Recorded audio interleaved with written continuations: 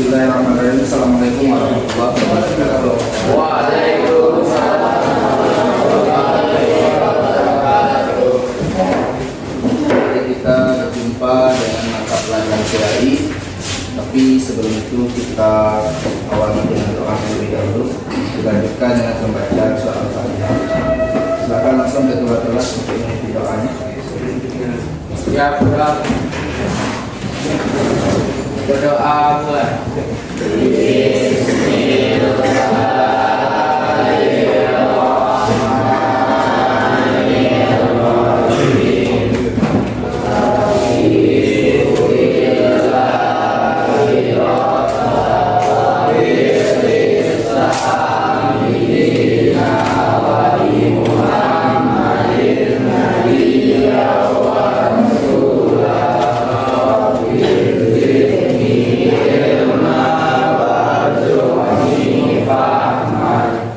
Dengan pembacaan Al-Fatihah.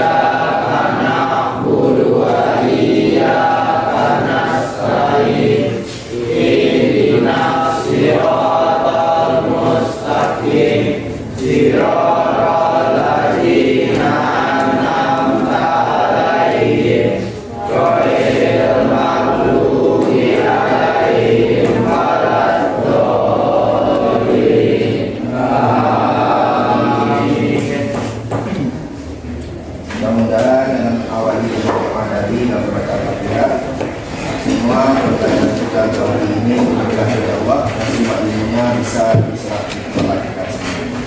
Amin ya rabbal alamin. Oke. Selanjutnya kita cek hadiran teman-teman. Adinda, Aditya, Aisyah, Anissa, Aurelia, Dina, Bintang Mulia ya. Gimana kabarnya Bintang Mulia? Ada yang di grup? Ada juga. Untuk pelajaran kita hari ini masih berhubungan dengan aspek keseharian kita berkaitan tentang permasalahan ekonomi Islam. Salah satu bentuk dari ekonomi Islam itu adalah perbankan. Ya. Ada tahu dengan bank? Bank itu apa? Oke, tempat menyimpan uang. Nah, siapa saja yang ada di bank? Pegawai bank. Manajernya, satpamnya ada, siapa lagi? Oh, ATM, boleh ATM ada di Uangnya. Apa lagi? Uangnya. Apa lagi? Ya? Penabung. Apa istilahnya nama penabung itu? Nasabah. Nah, jadi itulah beberapa yang ada di bank. Nah, apa lagi? Kira-kira kalau orang yang berada di bank itu mereka ngapain saja? Transaksi Apa bentuk transaksinya? uang kirim Menabung atau menyimpan uang, terus mengirim uang, apa namanya? Transfer, nah, penarikan, apa lagi? Peminjaman. Itulah beberapa bentuk yang dilakukan oleh orang-orang yang berada di bank. Nah,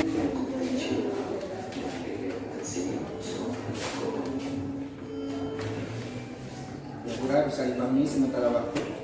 Jadi sebelum kita melihat lebih jauh tentang masalah perbankan tadi, nah, jadi ada hal yang kita harapkan ke depannya setelah kita mempelajari bank itu sendiri, ini yang kita harapkan nanti kita dapat menjelaskan konsep perbankan dalam Islam ya, itu adalah bank syariah tadi.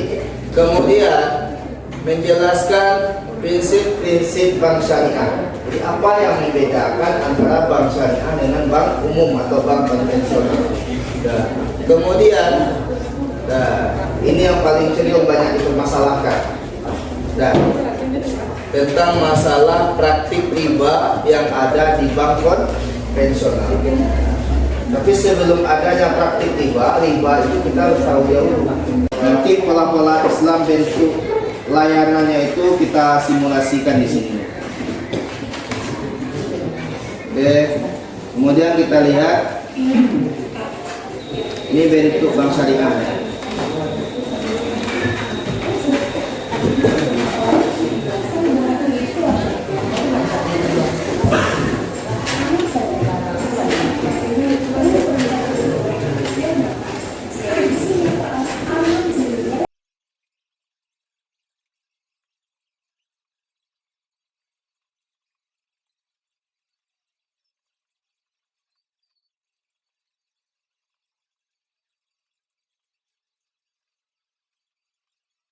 Kali ini kita bikin di sini berapa orang?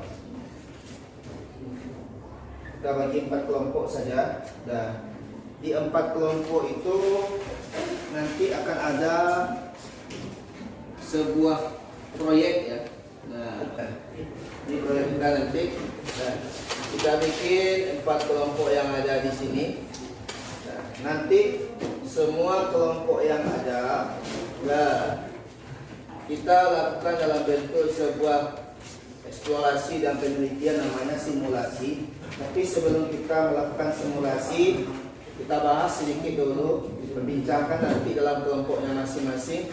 Mudharabah, musyarakah, murabahah, dan ijarah. Ini bentuk layanan atau produk yang ada di bank syariah. Jadi di samping ada yang namanya meminjam uang, kemudian menabung. Jadi masih banyak lagi bentuk kegiatan-kegiatan yang ada di bank. Kemudian kita lakukan dalam bentuk nanti simulasi. Kita bikin di setiap kelompok yang ada bentuk bank-bank mini. Nah, nanti akan ada CS-nya. CS tahu?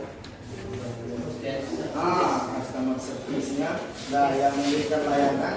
Kemudian ada nanti satpamnya, seperti yang bilang ada satpam di bawah. Ada satpamnya pula nanti. Kemudian kita bikin lagi. Kalian tahu? Apa itu kalian? Itu ya yang sama kayak kasir ya.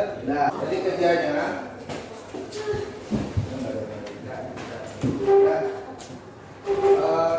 pertama lihat dulu.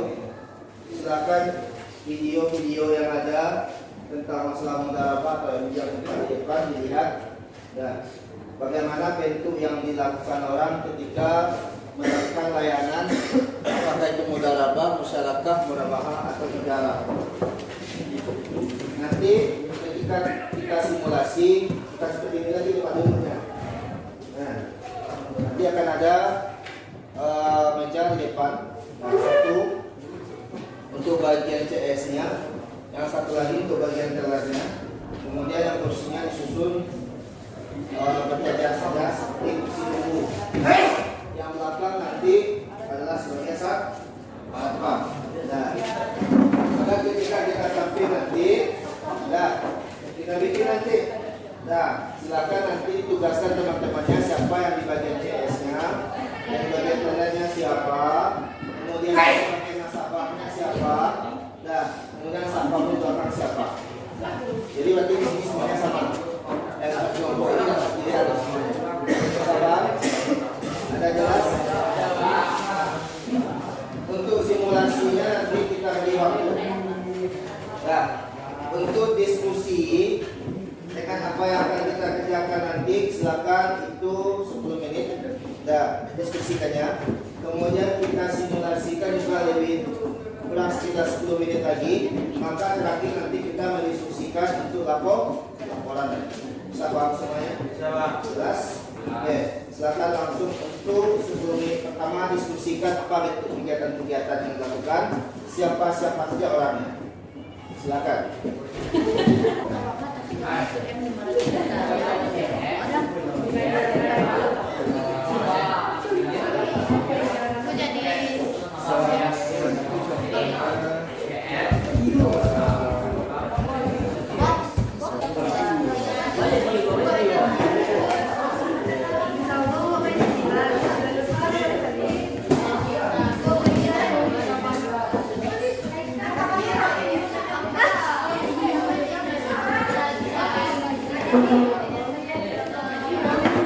Kita sekarang melakukan dalam bentuk simulasi, di mana kita nanti akan menjelaskan tentang gambaran bentuk pelayanan yang dilakukan orang bank pada kegiatan layanan pemberian modal dengan konsep mudharabah.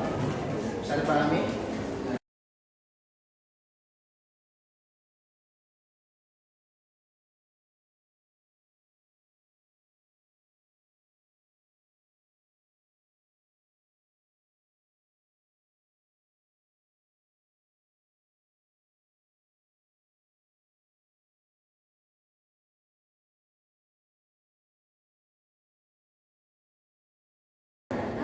Selanjutnya dari hasil simulasi tadi kita lakukan penyampaian laporan atau presentasi laporan yang sudah dibikin per kelompok.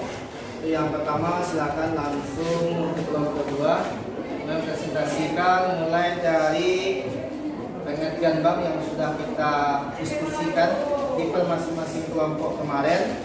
Nah, lanjut yang terakhir tadi hasil simulasinya. Bisa dipahami? Oke, jadi untuk kelompok 2 silakan tampil ke depan dan bacakan hasil laporan yang sudah dikirimkan ke Bapak. Assalamualaikum warahmatullahi wabarakatuh. Kami dari kelompok 2 ingin menampilkan hasil diskusi kami tentang laporan kelompok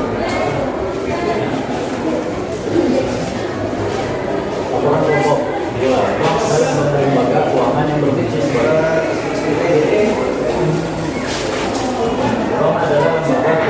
berfungsi sebagai perantara antara pihak yang memiliki kelebihan dana dan pihak yang membutuhkan dana. Bank menjalankan berbagai aktivitas keuangan termasuk menerima simpanan, memberikan pinjaman, menyediakan layanan pembayaran, serta menawarkan produk-produk.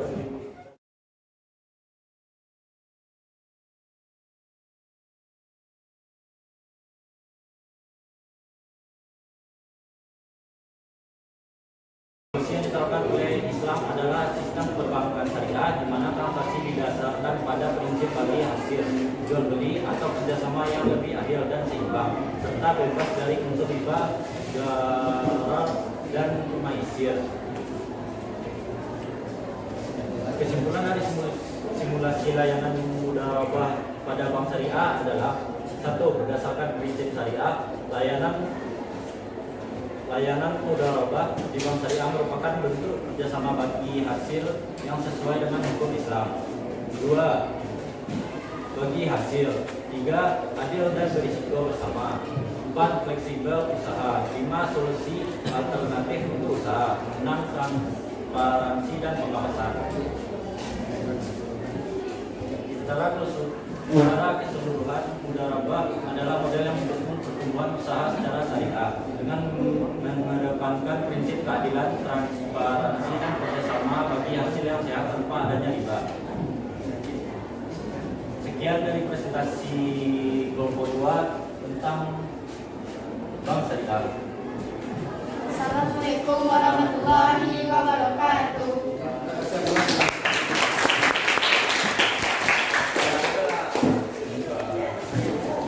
Secara tidak langsung tadi dapat kita simpulkan bahwa bank syariah adalah merupakan wadah bagi manusia dalam saling tolong-menolong, membantu mempererat persaudaraan, mengembangkan bakat dan usaha sesuai dengan prinsip syariah Islam.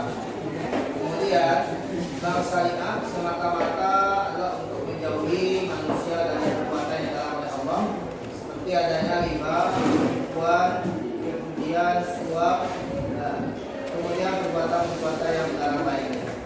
Yang tak kalah penting adalah bank syariah lebih aman dalam melakukan penyimpanan uang ataupun dalam melakukan produk-produk bank lainnya karena diawasi selalu oleh Dewan Syariah Nasional atau Fatwa Majelis Ulama Indonesia. Saya pahami? Sehingga apapun bentuk kegiatan yang ada di perbankan, mari sama-sama kita semuanya hijrah dan berpindah ke bank syariah. Itu sebagai kesimpulan kita semuanya. Jadi ini ada asesmen sumatif yang nanti bisa dikerjakan. Kemudian setelah ini dikerjakan secara dikumpulkan, nanti baru kita lihat sejauh mana perkembangan kita dalam memahami tentang permasalahan bank syariah. Nanti ini akan Bapak kirim lewat WA group saja agar bisa lebih mudah untuk mengerjakannya di rumah. Terakhir sebagai penutup bagi kita semuanya untuk bahan refleksi kita. Nah, pertanyaannya, bagaimanakah menurut pandangan kita semuanya tentang mempelajari bank syariah ini? Apakah sulit atau mudah? Kira-kira bagaimana? Ada kesulitankah dalam mempelajari tentang bank syariah ini atau mudah saja? Mudah atau sulit? Sabang seluruhnya. Oke. Kemudian kira-kira bagi yang merasa kesulitan dalam mempelajari, apa menurut kita semuanya dalam perbaikan hasil belajar yang harus kita lakukan? Ada kira-kira? Mungkin menambah atau mencari referensi lain, kemudian bisa juga dilakukan dengan wawancara dengan pihak bank yang terkait. Ada kira-kira yang bisa?